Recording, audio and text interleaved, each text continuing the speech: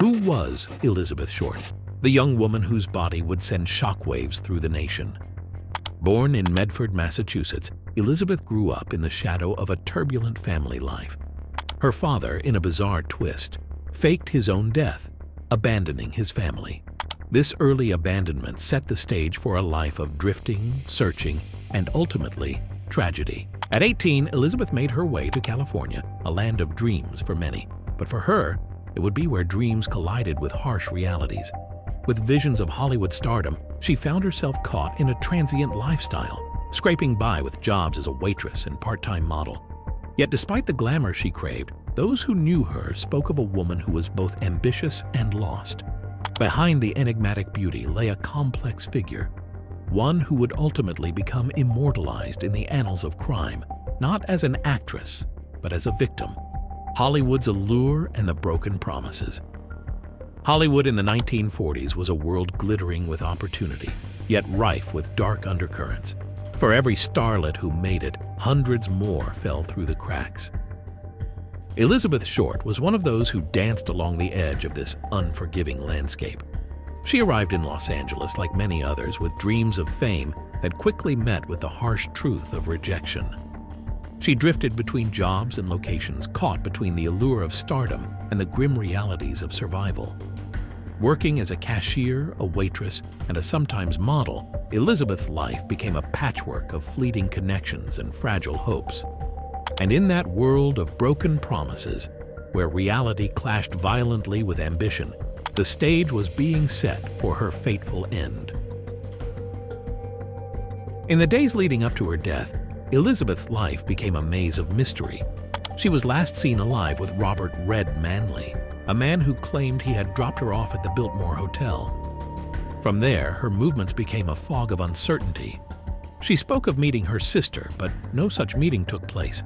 Her life was filled with whispers, half-truths, and fleeting interactions, leaving investigators with nothing concrete to go on. What had happened in those final days? Who was she with? What secrets did she carry with her to the grave? The answers died with her, leaving behind only more questions. It was as if Elizabeth had vanished into a mist of lies and deception, reappearing only when her mutilated body was found. A crime scene. Out of a nightmare! The discovery of Elizabeth's body wasn't just shocking. It was unlike anything detectives had ever seen. Her body had been severed in half with surgical precision, drained of blood and posed in a grotesque, haunting manner. The look on her face was fixed into what's known as a Glasgow smile, where deep cuts extended from the corners of her mouth toward her ears. This was no ordinary murder. The killer had taken their time, displaying her body with a disturbing degree of care and coldness. The cuts were clean, almost clinical, suggesting the killer had knowledge of anatomy. This raised terrifying questions. Was the murderer a doctor, a surgeon, or someone with a sinister familiarity with the human body? The media frenzy, a legend is born. As news of the brutal murder hit the papers, the story took on a life of its own. The press, hungry for scandal, christened Elizabeth Short with the now infamous moniker, the Black Dahlia. Stories emerged that painted her as a femme fatale, a dangerous woman who courted risk and invited her own demise. But much of it was sensationalized, fuel for the tabloids. In their quest for headlines, the media blurred fact and fiction. Elizabeth became a figure of both sympathy and suspicion, her real life buried under a mountain of speculation.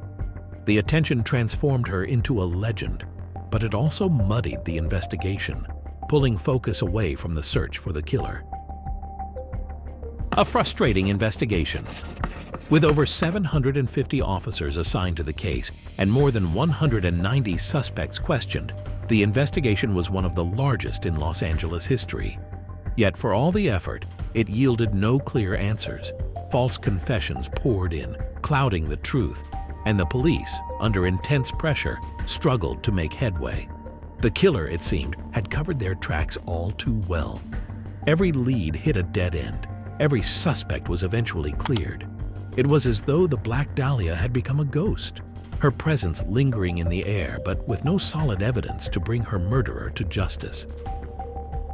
The killer's taunts, cryptic letters and clues. The mystery deepened when the Los Angeles Examiner received a package containing Elizabeth's personal belongings, along with a letter written in cut-out newspaper clippings. The killer, or someone claiming to be, was taunting the police, promising to turn themselves in. They never did. Instead, they vanished into the darkness, leaving behind only more questions and adding layers to the growing enigma. These letters seem to offer a glimpse into the killer's mind, a person who relished in the chaos, playing a sick game with law enforcement. But whether the letters were from the true murderer or a cruel hoax remains one of the many unsolved threads in this perplexing case. A son's haunting theory. Was Dr. George Hodel the killer? Decades later, a new suspect emerged in the form of Dr. George Hodel, a wealthy and well-connected doctor in Los Angeles. His own son, Steve Hodel, a retired detective, began to suspect that his father was the Black Dahlia killer. The evidence was compelling. Dr. Hodel had the surgical skills required to carry out the mutilation, and there were unsettling audio recordings that implicated him in a series of crimes. Steve Hodel's theory sparked new interest in the case. Was it possible that the killer had been hiding in plain sight all these years, protected by wealth and status? The pieces fit together chillingly well, but like so much in this case, definitive proof remained elusive. Theories and suspects, a web of dark secrets. Over the years, a dizzying array of suspects have been proposed, from Hollywood elites to medical professionals. Theories abound, each more sensational than the last. Was Elizabeth killed by a jealous lover, a twisted doctor, or someone with powerful connections? Or was she simply in the wrong place at the wrong time, her murder the result of a chance encounter with a madman? These questions continue to tantalize, but answers remain just out of reach.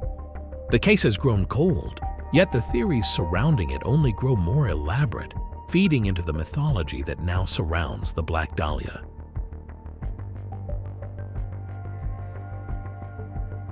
The legacy of the Black Dahlia. Elizabeth Short's murder was not just a crime, it became a cultural touchstone.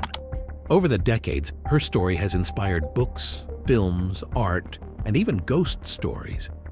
The Biltmore Hotel, where she was last seen, is said to be haunted by her spirit. Her name is whispered in dark corners of Hollywood, a reminder of the city's ability to both create and destroy. The Black Dahlia is more than a victim now. She is a symbol, a haunting reflection of Hollywood's dark side. Her murder remains one of the most infamous cold cases in history, an enigma that, even 75 years later, refuses to rest. The murder of Elizabeth Short, the Black Dahlia, is one of the most chilling unsolved cases in American history. Despite decades of investigation, countless theories, and public fascination, the truth behind her brutal death remains shrouded in darkness. What really happened on that fateful day in January 1947? Who was responsible for the grotesque crime that left her body mutilated and displayed for the world to see? As we revisit her tragic story, we are left with more questions than answers.